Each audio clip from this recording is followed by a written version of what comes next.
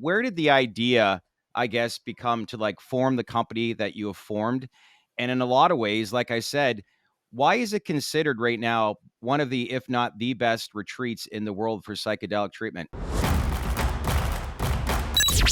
Hey everyone, welcome to our latest TDR psychedelic exclusive. Very happy to give you this podcast here today. We talk about psychedelic retreats. Are they doing right? Are they wrong? What's the approach? Well, guess what? Today, our guest, he's actually the co-founder and CEO, what that is actually considered maybe perhaps the best psychedelic retreat in the world, Beckley Retreats. And I know a lot of people that follow this space understand who they are and what they do. So let's welcome in the co-founder and CEO, Neil Markey. Good to finally meet you. I know we've had some conversation over the last couple of weeks, but good to meet you. And how are you?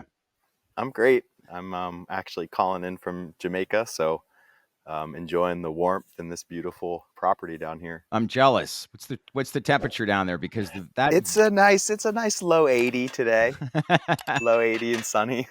it looks incredible. So let's start with that. As I said off the top, I think there's a lot of misconceptions. There's a lot of unknown right now when it comes to retreats, where they're set up, geographically. I'd like to begin, like, where did the idea, I guess, become to like form the company that you have formed? And in a lot of ways, like I said, why is it considered right now one of the, if not the best retreats in the world for psychedelic treatment? Well, thank you for saying that. I mean, I believe that's true too. I mean, obviously, I'm a bit biased, but I think we have a really amazing team and a really amazing, thoughtful, well-researched approach. I mean, it comes from Amanda Fielding, who I'm sure a lot of your listeners know. Yep. But she's a iconic woman who has been in this world for decades, and I think her and her family, myself included, and some other partners a few years ago, saw that the world was kind of reopening to these compounds and these ways. And Amanda, through the foundation, has really been working on international drug policy Yep. reform and research. But I think her dream was always to get these compounds and these practices to more people, but safely. And so, a few years ago, it felt like everything shifted, and there was just more interest from kind of the masses. Yep. And we said, well, let's figure out a way to do this work at a really high standard. Let's try and blend some of the scientific approaches with some of the traditional, more ancient indigenous traditions and wisdom there. And yeah, I think we have something that's pretty beautiful, that's getting some really good results. When you say high standard, what do you think that you're doing differently from, say other retreats around the world? Because as you said, Amanda, for those that understand the space, know who she is, but she was dubbed as Queen of Psychedelics by Forbes recently. She makes regular appearances on Joe Rogan, so clearly she has a name that people are paying attention to. Though I do think that her story has not been told enough yet, but it will do in due time. I'm assuming you probably agree with that. But Yeah, definitely. when it goes back to my original question, like when you say high standards, you talk about all these people involved and who they're probably connected with. What does that translate into if people are interested, knowing that again you're considered a safe and trusted retreat versus say others? Yeah, and I mean, there's lots of good providers out there for sure.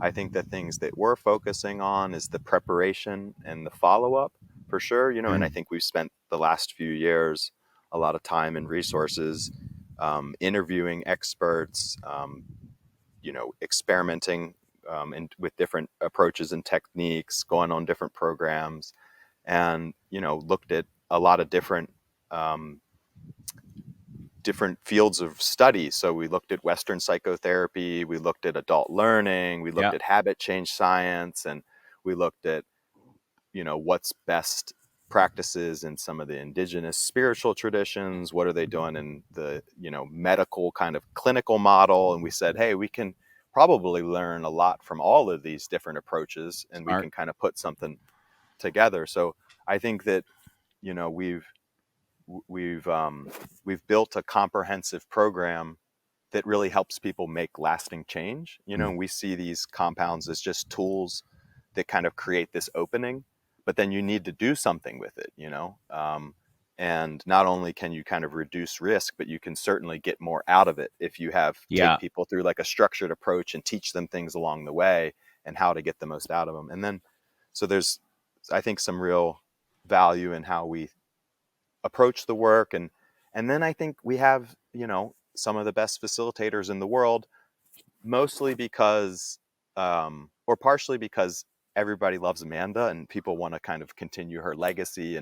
And I think that, again, from how we came into this thinking about it, it's like we knew that we would be successful if we could attract the best facilitators in the world and take really good care of them. And if Yeah. they love working for us, then our guests are going to have the best experience. And I think that we're doing that. And I mean, we're still very much learning and figuring these things out, but Yeah. we're trying to kind of be best in class for how we find facilitators and take good care of them and onboard them and train them. I think that's a big part of it as well. Well, as I said, your founder, Amanda Fielding, dubbed the Queen of Psychedelics by Forbes, and as I said, has made appearances on Joe Rogan's podcast. Why do you think so many people resonate with her?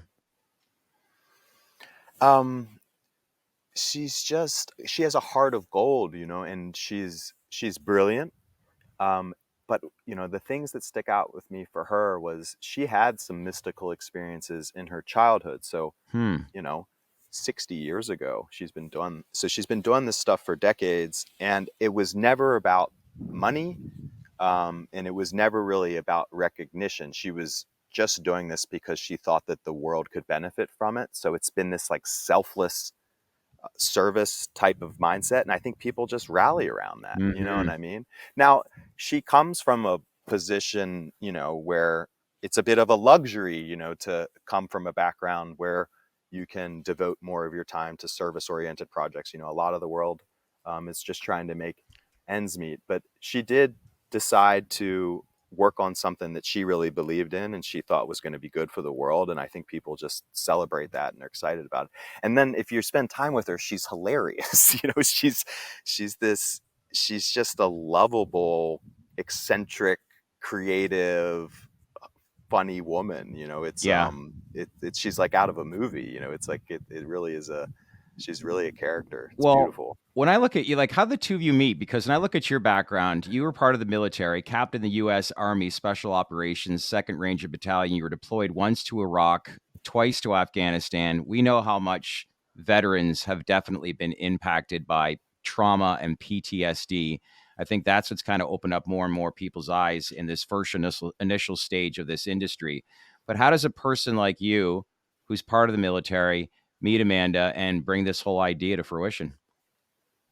Yeah, and I always like to say, you know, I wasn't a badass, but I got to help some badasses, you know, and I just did what I could, you know. I did Psychedelic treatment has used or has worked on your ego, right? I mean, this is true though too, you know. I mean, there I got to work with some guys that were larger than life to me, and Yeah, you know, I was more of a service role and super humbled by those experiences. But yeah, it left some marks on me. I mean, I bet. I got out in 2012, and by some measures was doing well. I was at a good graduate school, but I was hitting a bit of a rock bottom. I was starting to isolate.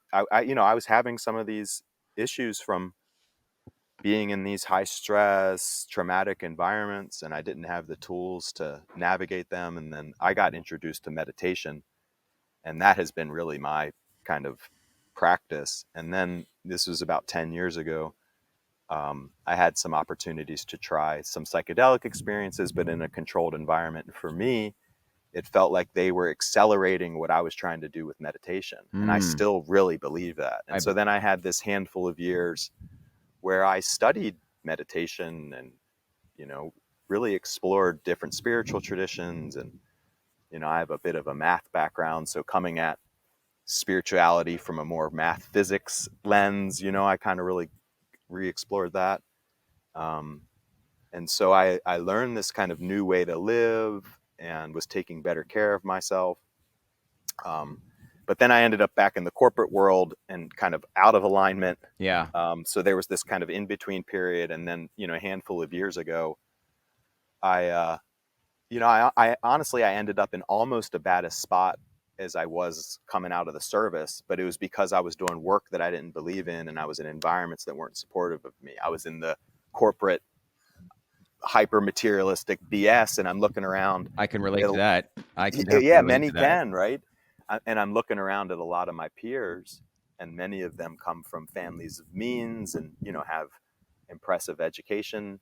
But a lot of them are struggling. They're miserable, and Yeah. they're not as necessarily as bad as veterans, but the symptoms are actually similar. It's just a spectrum. It's like this sleeplessness, the anxiety, the troubled relationships, the reliance on prescription meds.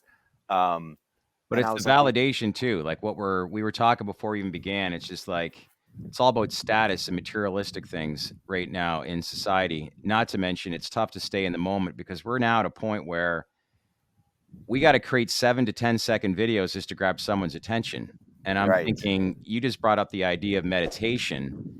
And meditation has been around for generations. And I can't think of a more important time that meditation is important now in the world that we live in because we are in a hurry to get to a spot we don't even know where we're going.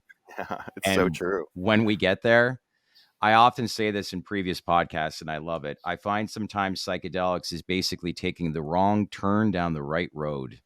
And that's Mm. where you just fall into it and you suddenly realize something about yourself that you never knew existed. And suddenly Yeah, the light turns on. yeah, it's so true.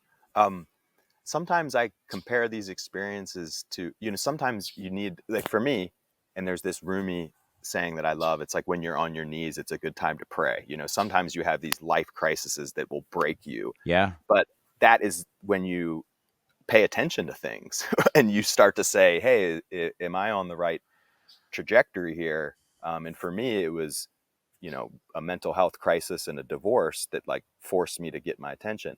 But these psychedelic experiences, if done in the right way, they can kind of bring that same level of like, hey, pay attention, and give people these wake up calls without having to go through a divorce or a heart attack. They can kind of Yeah. get people on a better path without sometimes all the pain and the trauma. And look, these compounds are sometimes beyond words, so that's just one way of Yeah. describing them. It's not the way. I think best conversations that are had is when people can relate to each other. So my next question would be, as we know, in this space, history has shown that, maybe it's controversial if I say this, but it has that hippie background. But I think what we're seeing now, like I'd be curious to learn who are the people that are coming to the retreat? Because I know you and I talked the other day as we prepped for this conversation, and it's not necessarily people, as you just said, that are not completely broke that can avoid that. But there's a lot of people that come to your retreat that I think a lot of everyday people can relate to. And I'd like to maybe learn a little bit more on, some of the feedback that you Yeah, get as to why people attend the retreat. yeah. I'm really excited about um, this, and our programs are explicitly non-medical, so we're actually screening people out. Okay. So our programs are for what we would call the betterment of the well, for people that are looking for personal, professional, spiritual development. Yeah.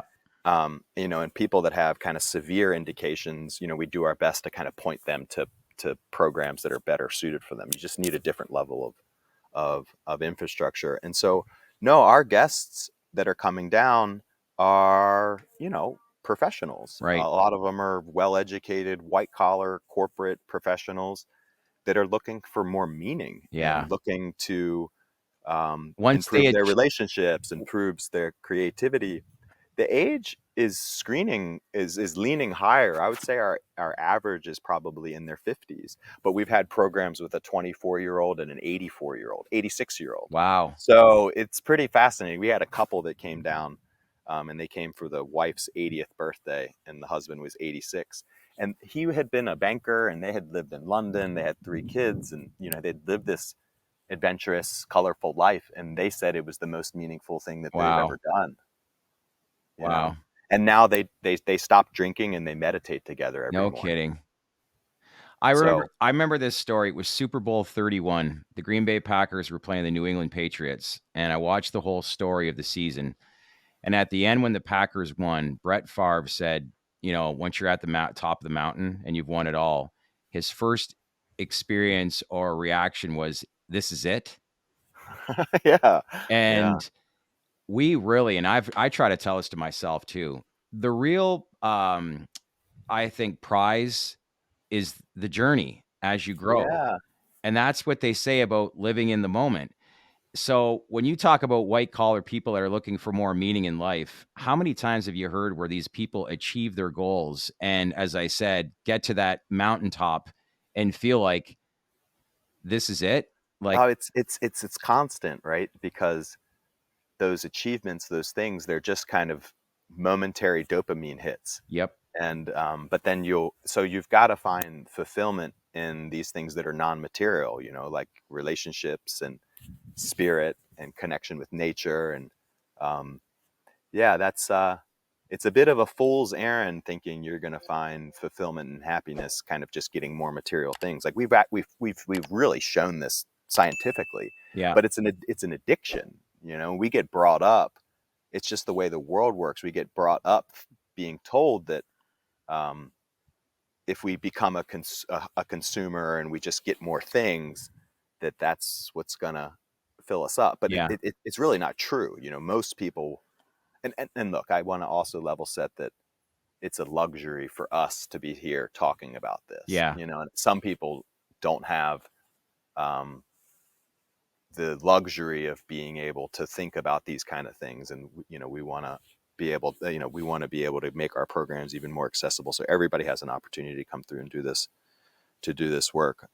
With that said, for most of the developed world and kind of white collar professionals, many people would be probably much happier, more fulfilled if they adopted a more simple um, existence, fewer material things, focused on their health and focused on their connections with others.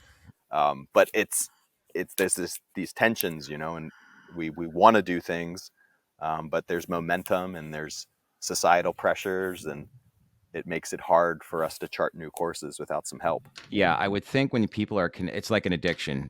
Getting It's to just the like an I addiction. would think the toughest thing is probably getting people to the actual retreat, but once they're there, there's no turning back.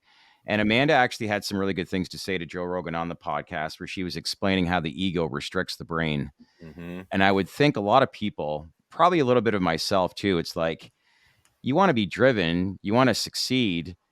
Does the ego through a psychedelic experience take that all the way where you no longer want to strive towards the things that you were thinking was important before? I'm sure that question gets brought up a lot. Um, well, sometimes people have these momentary kind of full ego disillusions, but it's not permanent. What I think these experiences help people do is you develop a better relationship with this ego, and Mm, you don't have to push the ego away or fight the ego. It's just you have to be aware of it yeah. and ask it questions and try and find some middle path. And it's okay to be aspirational, and I think we are in this world to do things right and explore and learn and create. I think that's that's why we're here. Yeah. um, it's just really figuring out, and asking those questions is, am I living in alignment, or am I doing things for some trauma or some inadequate, um, some hole that I'm trying to fill. Like, why am I doing what I'm doing, and am I really living a am I really living something that's authentic and true to who I am? That when you're not is then when there's all this dissonance. And so for me, um, I had some corporate jobs where, if I really think back, I didn't believe in what I was doing. I didn't believe in what the company was doing. I didn't Yeah. believe in my role in the company. And so then, if you're doing that, you're going to have this massive dissonance, and the body is going to try and tell you, hey, like this isn't right. And then you sometimes that can show up as anxiety, and then sometimes, people will be like, hey, no, just quiet, body. I'll give you some alcohol or some drugs, and I'll silence that. But so it's more tuning into these signals and just trying to, flow into a life path that is more in sync, that's Yes. more that's smoother. Yeah. You talked about accessibility. Your position are stationed in located, I shouldn't say stationed, but located in Jamaica where psilocybin mushrooms are legal. Yeah. Is there any other compounds that you're currently working with at the retreat?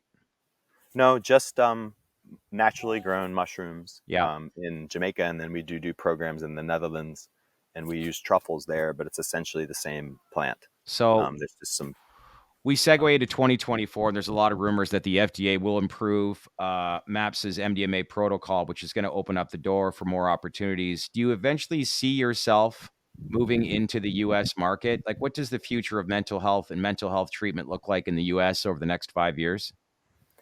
Yeah, I would love for us to move into the United States. I think, we're a public benefit corporation, and Yeah. so we have a very clear mandate that we need to figure out how to do this sustainably. But we also have a mission to increase accessibility, and I don't think we can increase accessibility really at scale until we get our centers closer to major metropolitan areas where Yeah. people are. Good point. But I think for us, we think we always want to do these long form programs because I think the digital detox and the space is an important part of it, and nature matters. Yep. Um, so I think at scale, we see centers that are within a couple hours of a major metropolitan area, old farms or campgrounds. And, we could even locally grow the food so there can be a nice regenerative relationship with the land and with the food that's being created. And then, the center would mostly serve the nearby population, Yep. and it would be mostly staffed by the nearby population. And that's how you have like a good regenerative economic model. And then I think you can also have those centers where you just really try and get the costs like very low. Yep. This work doesn't need to be like luxury. It's actually, there's some benefit in kind of having more simple, minimalistic, humble experiences. And then I think you could have these centers where it's really cheap for people to be able to go and reset, build community, refocus on these practices, have some spiritual type experiences. I think that's how we see it. But it'll be, that's a bit down the road. I believe there's a few people, including Amanda, maybe even Rick Doblin. Man, like when this is all said and done and the data proves to be what it is and what it's showing, there's a few people here in this space I think will deserve Nobel Peace Prizes, don't you think? I think so.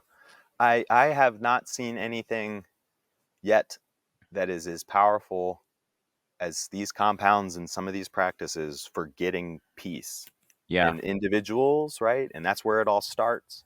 Um, yeah, and Rick and Amanda and some of the indigenous leaders and communities out there that have helped keep the dream alive so that we're able to talk about it now kind of in mass deserve a lot of credit and love and recognition. Yeah, Agreed. they're changing the world. I think we as a society right now, as they say, you gotta experience the rumble first before there's actual real change. And I'm a firm believer that controversial with what I say here, but I just think that there's a generation of the baby boomer generations that used to certain things, and there's a lot of society right now that is against a lot of those values. It's become dated, and there needs to be real change. Mm-hmm.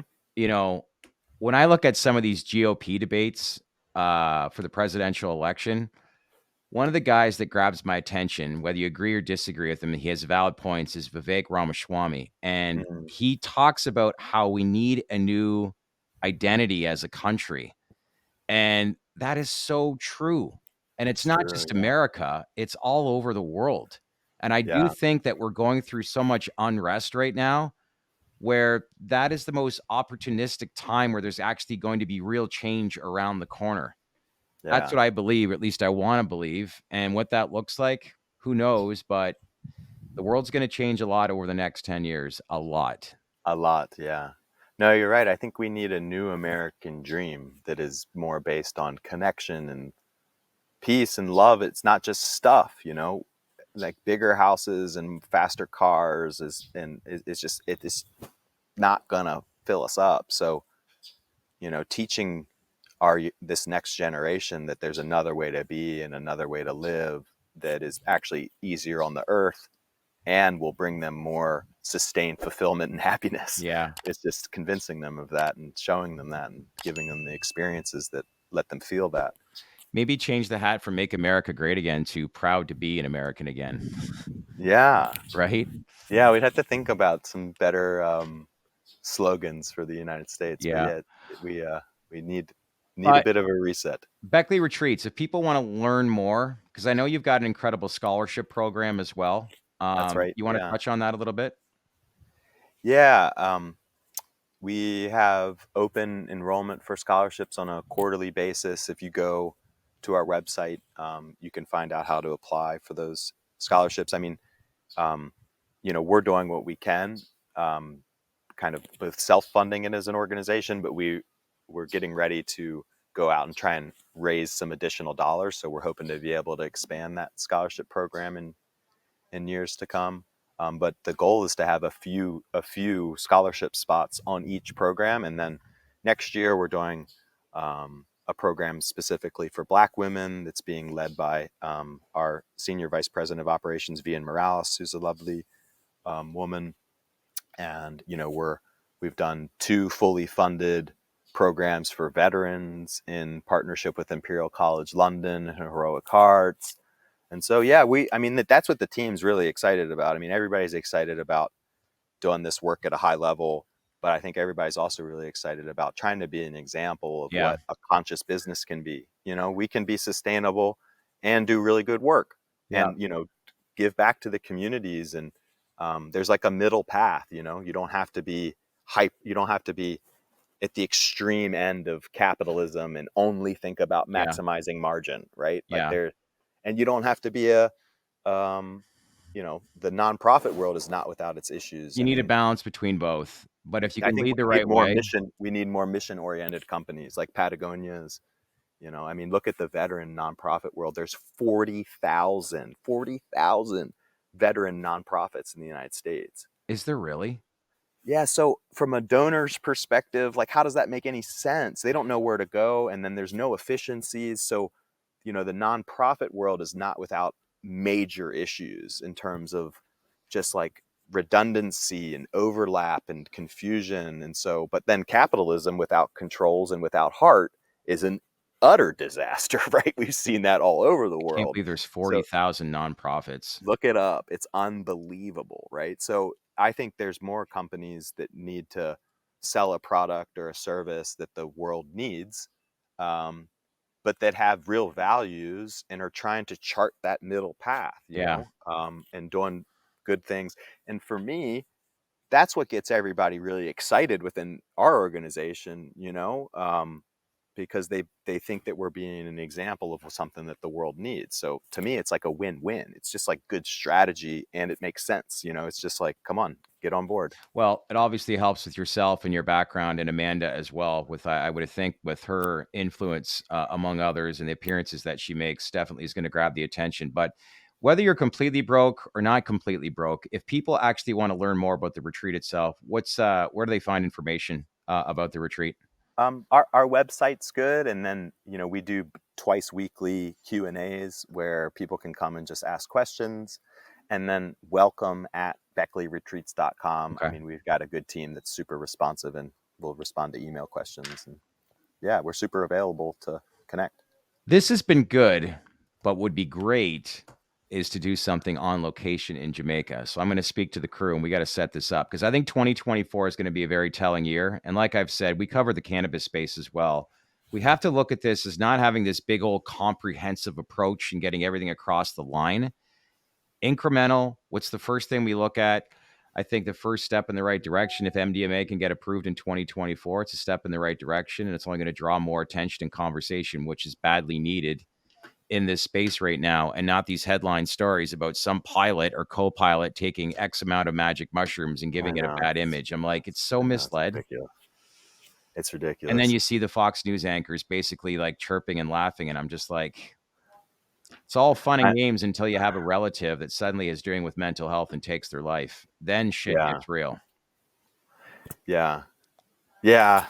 Geez, I mean, we could have a couple dozen podcasts on some of these pieces, We but will. we would love to have you down. We We would will in love to have you guys Jamaica. down. We'll tell the team we say hi. Keep up the I great will. work, and I really Thank like the you. conversations, but we should have more of Likewise. Let's these. do it again. All I would right. love that. Take Awesome. care. Thanks, Neil. Appreciate your See ya. time.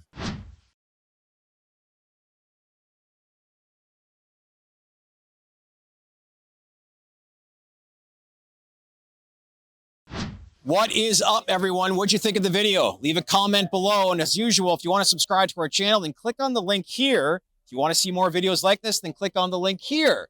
As usual, click on that bell right below us to get all the notifications, because at the end of the day, TDR sets the narrative, because we would not be here without you. Thanks for watching, everyone.